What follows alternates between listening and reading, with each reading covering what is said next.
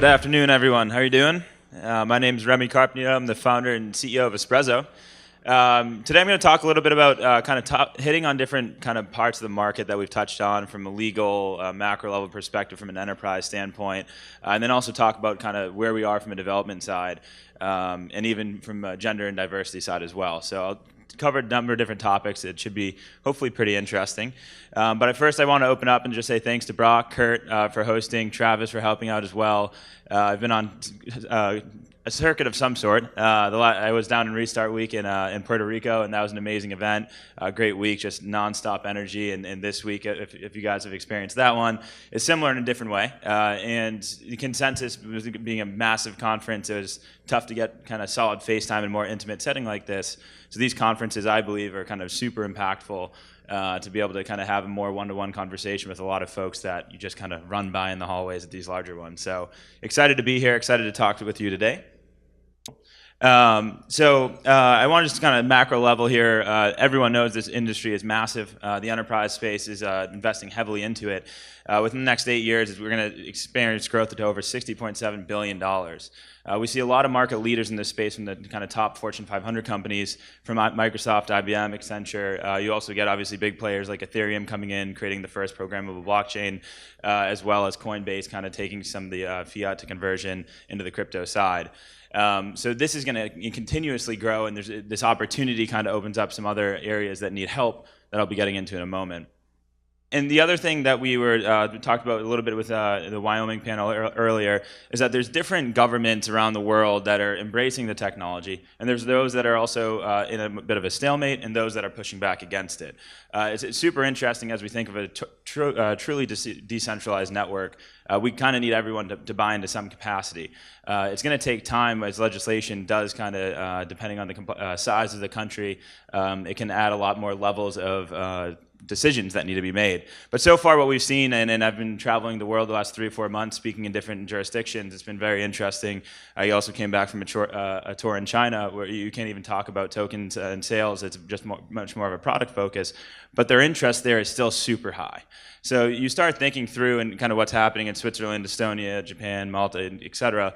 They're paving the way. Wyoming's paving the way, and I know there's a coalition that's going to bring that thought process into many more states that kind of create that new asset class. But the other side of this too is we've been talking about kind of the issue with some bad actors in the space.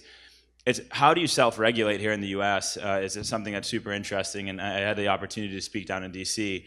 And the government's super interested in this, and they're not exactly sure where, exactly what's going to happen, the next decision they're going to make of where we're going to land with some of these laws, but they're working towards it. And I think self-regulation until the law is defined and continuously kind of keeping your ear to the ground, seeing what the SEC and CFTC are saying is super, super important.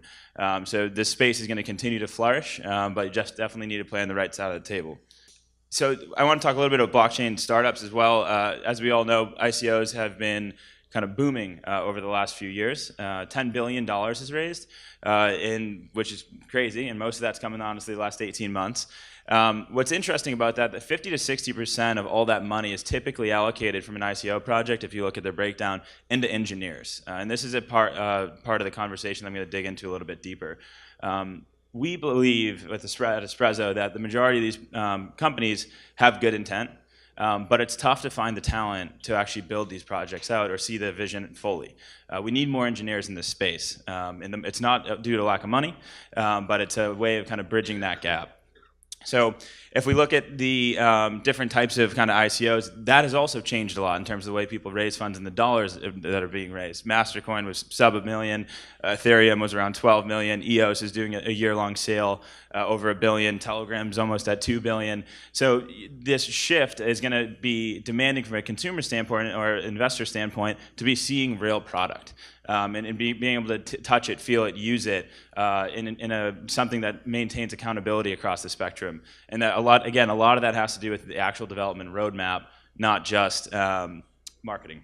Some industries that we also talked about already, just a couple different things. Supply chain industry being is an extremely good use case for blockchain technology, as many of you probably have heard. Finance and healthcare, we've been talking to some different people in the government sector about kind of the procurement systems, how those can be updated to create more efficiencies as well.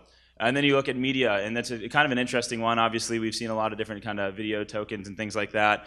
But one interesting use case is kind of a real-time concurrent streaming service that wants to have a network map that's not persistent in IPFS, something that you can shard or delete, actually. And it's some unique use cases that we've heard also today that are going to be impacting industries across numerous verticals, which is super, super exciting. The other thing that we look at is kind of the development side itself. So we look at the job and employment space within the blockchain. Obviously, again, a lot of dollars being invested, but you look at the number of people that are actually getting jobs or trying to fulfill the positions, it's very few. 93% of the jobs have gone unfulfilled in the blockchain space.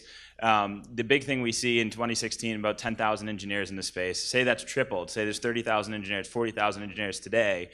$5.5 billion has been allocated to those teams, hypothetically, right? There's no way that those numbers work out. So the reality is we need to start kind of pulling from the Web 2.0, or we had a good conversation earlier with Miko about the modern web development and kind of moving them into the blockchain space. Because there are plenty of engineers out there. There can be more, of course, but we need to tap into that pool. And it's the way we're going to do that is not by changing behavior. We need to create tools that they're already accustomed to in the web space and bring that over and bring those into the blockchain space. So one other thing that's super interesting as you think about the shortage of engineering talent is the imbalance we have in gender. So there's about 80-20, 90-10, depending on the stats you look at, from male to female in the engineering space. But yet the population is about 50-50 split. So we need to find a way to bridge that gap and support efforts in more women in coding. I know we have the crypto twins here, who I've met a few times throughout. Cybercode twins, sorry, Cybercode twins. I met in LA and I bumped into Puerto Rico and New York. So these initiatives are really important and kind of women can code initiatives. And there's a couple I think I have in this next slide. And also diversity, similar as well. It would be this, I guess that slide, we skipped one, but that's fine. Is kind of finding ways to support the effort to increase education. So as we think about the educational piece of this, what's really important is not just making people aware of blockchain. It's making sure they understand the architectural challenges and how they should actually be thinking about what type of data should live on-chain, what type of data should live off-chain. We don't necessarily need every application to have a blockchain that has 100,000 transactions per second. Not every piece of data is advantageous to live on-chain. So there's a lot of education needed there as well, and there's been some great groups, Enterprise Ethereum Alliance helping with some of the enterprise knowledge share, General Assembly we've been talking to about potentially kind of working on a curriculum for more independent freelance developers that are looking to move into the space. Academy has been working on an accredited curriculum for blockchain as well. So I think there's a lot of opportunity in the education space, and this is a part of our mission, is to produce content, produce videos, and integrate into other existing platforms to help increase the knowledge share. And the other thing, as I was mentioning earlier, is the kind of also not starting from scratch, not reinventing the wheel, but bringing in different nonprofits and organizations that are helping the initiative to spread awareness for more diversity and gender neutrality in the engineering space. So I'm going to give you a quick background on kind of what Esprezzo does and kind of how we got here as well. So I ran a company called Campus Tap. Now, the original goal of Campus Tap was to replace student identity with NFC chips in smartphones. The reality of that, we did that in 2010. We had one Android phone at the time, the Samsung Galaxy Nexus, that allowed you to use NFC and kind of transmit data. We showed it to a bunch of schools. They were super excited about it, but they all had the same question. When's the iPhone going to have NFC? And we said, well, we think the iPhone 5 is going to have it. It didn't come out to the 6S 3 years later. We ended up pivoting that company and built out a mentoring platform, getting students and alumni connected. That scaled to over 70 schools, and we had about 1.5 million people on the platform. But one thing that schools continuously asked us to do was to interface with their single sign-on system. So for us as a small development team, we had to maintain these legacy systems that sat outside of our stack. And it was cumbersome. It slowed us down. It slowed down our product development. So we wanted to find a way to go back to our roots to kind of solve a bigger problem. And we tried to solve student identity. Instead of using hardware and smartphones, we wanted to use the blockchain. And as we started building out that that project, we quickly realized that half of our engineering team couldn't really participate in the development. Some of the front-end engineers, Solidity didn't have time to learn it, and it wasn't necessarily advantageous for them to do so. So we ended up pulling in some tooling, built out some SDKs that allowed them to code in their native language that compiled down to smart contracts, et cetera. And that's when the kind of light bulb went off. And we said, well, let's not build a student identity solution, as we know that higher education is not the first moving industry anyway. But many other engineering teams would be in the same boat. So we ended up pivoting to a middleware infrastructure company to make blockchain development more accessible. And that's kind of where Esprezzo comes in, blockchain for the in-demand developer. So our goal is to fuel large-scale creation of decentralized applications by lowering the barrier to entry to blockchain development. So how do we do that? We do that by creating a programmable middleware. And what that means is a library of SDKs, command line tools, and API layer that allow developers to come in, name their application, pick their syntax, Ruby, Python, Java, JavaScript, et cetera, and then pick their blockchain. And right now it's interfaced with Ethereum, but we're going to support all the next generation blockchains that come out as well.